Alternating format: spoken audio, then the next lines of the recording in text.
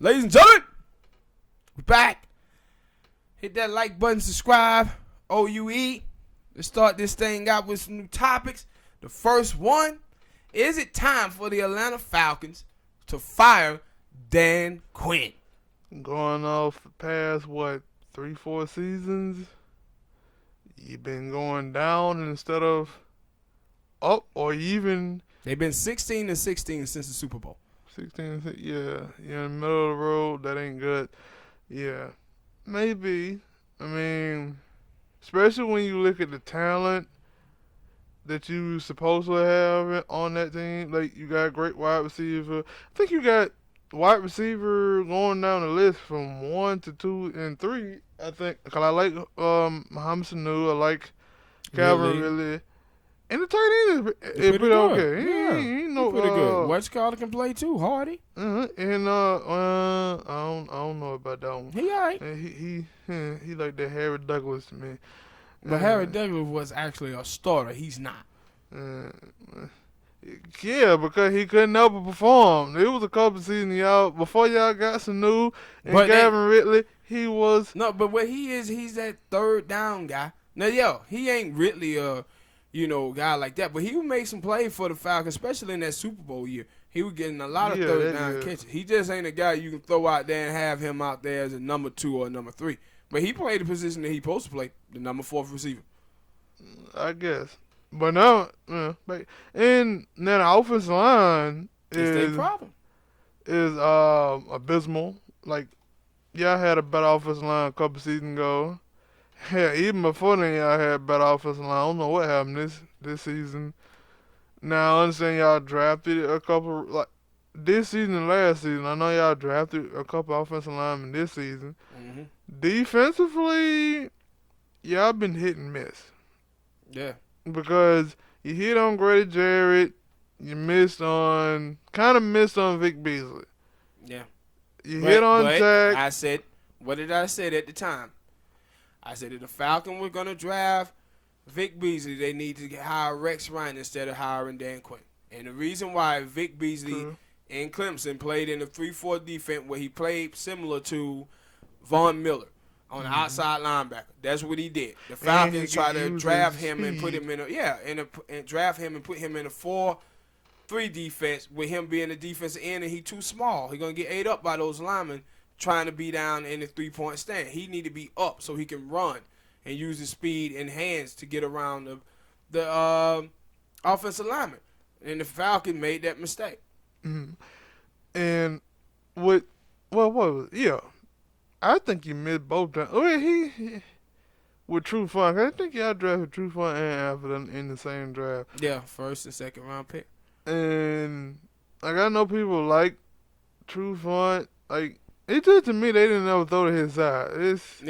But when they do, he get burnt like yesterday. Yeah, and people just didn't throw to his side. So and he a decent corner, but he's a decent corner. But you just never hear him being mentioned when you start talking about the Richard Shermans, the Jalen Ramsey. Top corners. He ain't in that. Cause I was in that Philly game. I think it was in that Philly game or another game before that. I was like, yo, that's the first time I ain't seen True Fun have a pick in the season.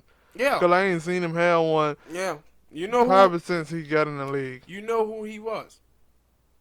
He's the cornerback version of Curtis Lofton. Remember back when we had Curtis Lofton? Oh, the linebacker? Yeah, the linebacker, where you look at the end of the year, he'd be up there with the tackles, with the highest tackles in the league, but he never got his due because he never had forced fumbles, and he never had interceptions, and he never had sacks. Yeah. And that's pretty much what True Fun is. And now I was like, yo, y'all got some people on that defense, but that's a lot of hit and miss. Like, you hit on Deion Jones, Grady Jarrett, as I said, Tack. West College somewhere in between. Campbell. Yeah, I was finna say it because I ain't seen him do nothing since that Super Bowl season, and I know last year he was basically saying, yo, he kind of I didn't do great. I could have done better if I had my full defense. Basically saying I could have done better if I had Deion Jones because you totally missed on Duke Riley. I don't even know why he be out there. Yep, said it at the time when they drafted him. Safety, I like y'all got an unsung hero in Ricardo. And you hit on Casey, because Casey was supposed to have been a corner, but then moved him to safety, and he balled out at safety. I don't know if he playing corner again this season because so far his season have been up and down. I mean, you'll take up and down instead of the over. Yeah, you'll take up and down. See, the thing is, with the Falcons, especially because if y'all got him playing corner this season, yeah, you expect that. The thing that happened with the Falcons is this. From that Super Bowl year, a couple of things changed. One, Kyle Shanahan left. Two, Chester and Levitre. Chester retired. Levitre got injured. The Falcons had to try to replace those two the last 2 years. They couldn't replace him. They come into this draft, and they did what they supposed to do. The Falcons did. And then add on top of that the dude Schrader that y'all had, the right tackle faulted. Yeah, all that money, and he faulted. Because at first y'all gonna have to just deal with the two guards. Yeah, the two guard, but then he created a problem. So they tried to replace those two guys. They did what they supposed to do. They drafted for need, and it just didn't work out. But then on the defensive side, they had to pay Julio. They had to pay Deion Jones, Ricardo Allen, Jared Sanu. So guess what? The two other corners, one of them wasn't great. But Alfred could play some. Poole, before last year, Poole was one of the best slot corners in the league. Then he kind of fell off a cliff last season. So you let both of them go, and so now who you got out there now? Casey, and then you got Oliver. Oliver can't guard no one. Like, he's not a good corner at all, and he's just out there getting fried, man. And see, the game yesterday, Trufant is like your last line of defense out there, him and Ricardo. Well, Trufant starts to get killed yesterday. The game is over. And the thing that you see with the Falcons that is so disheartening with them is that the Falcons defensive line is getting more pressure on the quarterback than any other team in the NFL through the first 4 games. But the guys on the back end can't hold up. And the one they always pick on is Oliver. Well, at home? Yes. Yesterday. Yes, man. The Falcon fans was walking out at halftime. That they was leaving the game. They were like, no, we done. And to see the reason why you saw the Falcon fans walking out of the game is because you had to start really saying to yourself, like, listen, man, our team, it's not that good this year. It's just not. Like, the problem that you see, like yesterday, and you can see it on the Falcons' player faces yesterday. You seen the frustration from Hooper. You seen the frustration from Matt Ryan, Julio Jones. And it's like, yo, they trying their asses off out there. But they just not a good football team because the offensive line cannot run block and it cannot pass block. And then when you see on the defensive side of the ball, the secondary is abysmal. And what it makes it so bad is like years ago, before when they were discussing hiring Dan Quinn, I said at that time, I said, why? What is the thing that Dan Quinn brings to the table? When you hire a head coach must have something that he specializes in. It either have to be offense, defense, or special team. And when I looked at Dan Quinn, I was like, listen, man, I have sit and watched Pete Carroll for years. Pete Carroll was the defensive mastermind when they was out there at UFC. He was when he went out there to Seattle. Him and then Gus Bradley. Gus Bradley, people thought Gus Bradley was the guy out there. So he got hired down there with Jacksonville. How did it turn out? That team was awful. What, he went to, was it? Now he out there at San Diego. Los Angeles. Yeah, I mean, with Los Angeles, he's our defensive coordinator. Guess what? The Chargers defense is not that great, but it has talent on it. Yeah. A lot of talent, but you don't see Gus Bradley. People are not mentioning the Chargers defense in the top 5 because he wasn't the guy. It was Pete Carroll. But then the Falcons made the same mistake and thought that it was Dan Quinn. It wasn't Dan Quinn. And what you see now with Dan Quinn and he is running that Falcons defense, and that defense is bad. Yeah, And then you see in the Super Bowl year. In the Super Bowl year, you seen, especially in the playoff, you saw Hageman, you saw Jarrett, and you seen Beasley. You seen these guys take off. But who was there coaching them up? Brian Cox. Remember old Brian Cox? Yeah. He was coaching them up. After that season, the Falcons fired him. The year after, they fired him. But he had Hageman on a beasting out there. He had Garrett beasting out there.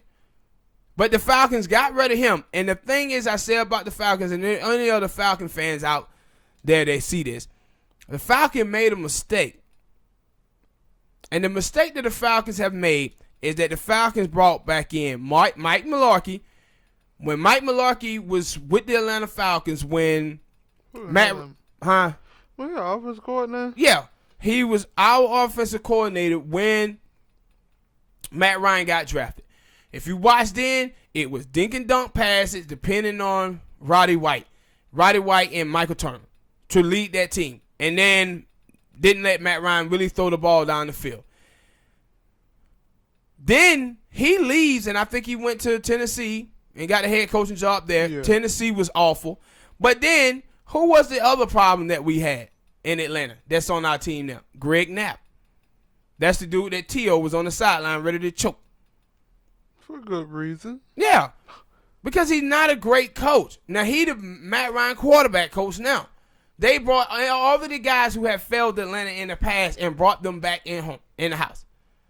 But you see the team, what you're seeing now is offensively. Offensively, this team was Kyle Shanahan's team. And ever since then, the Falcons been 16-16. But go and look at what the 49ers are doing. The 49ers right now got the highest scoring offense in football. Right now. One of the highest scoring. No, our offensive team, that was Kyle Shanahan.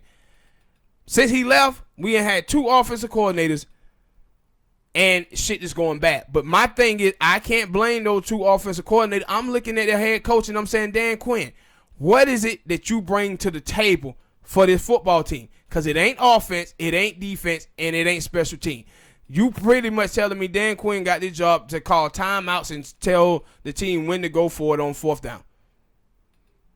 That's basically why he has it. It's now especially saying he's supposed to be the defensive, calling the defensive plays. And it's bad. Yeah. And it's bad. So, I think that the Falcons are classy organization off of blank. So, I don't think the Falcons going to fire him during the season. But if this continue, these losses and how bad they look in these losses continue, then he's going to get fired at the end of the season. So, guess what, ladies and gentlemen? He's going to get fired at the end of the season. Because the Falcons are not finna turn this around. You can be bad at pass blocking and then be good at run blocking. You can be good at run blocking, passing, and be bad at other ones. You can't be bad at both. And the Falcons are bad at both. They bad at both. And I seen people talking about, yo, man, the Falcons need a new quarterback. This ain't Matt Ryan's problem.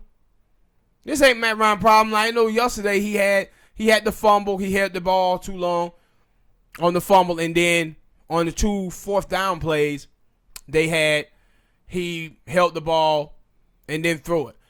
But why? The offensive line ain't blocking for them dudes to get open downfield. Take routes a minute to get open to develop. Yeah, and then Westcott looks slower too, ladies and gentlemen. Mohamed Sanu looks slower. And then Mohamed Sanu dropped a touchdown in the end zone yesterday too. So, that team, and then the penalties. Everybody keeps saying, yo, man, why did the Falcons have so many penalties? They having penalties not because they just doing stupid plays. They doing penalties because they holding. They can't guard the people. They cannot block the people. So they holding them. That's why. They brought in, 7 referees last week into practice to try to get the Falcons on point. And I'm like, that ain't going to work. Because this is not them just doing dumb penalties. These are the Falcons cannot guard people. And that's why they holding them. So yeah, Dan Quinn gonna get fired, but it's gonna be at the end of the season though. All right, people, hit that like button, subscribe. Tell us what you think. Should Dan Quinn be fired, or do you, right now at the end of the season, or you think he gonna? You know they already saying they think his head gonna, especially Falcon No, fans. but no, there's some Falcon fans out there who still saying they should keep him.